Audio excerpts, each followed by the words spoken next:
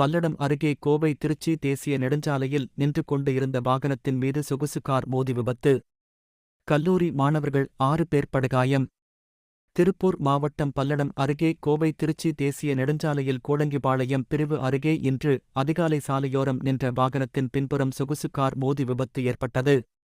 இந்த விபத்தினை பார்த்த பொதுமக்கள் உடனடியாக பல்லடம் போலீசாருக்கு தகவல் அளித்தனர்.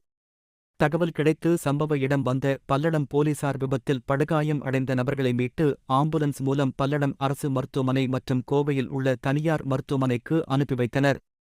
பல்லடம் அரசு மருத்துவமனைக்கு சென்றவர்களுக்கு முதலுதவி சிகிச்சை அளிக்கப்பட்டு மேல் சிகிச்சைக்காக கோவை தனியார் மருத்துவமனைக்கு அனுப்பி வைக்கப்பட்டனர்.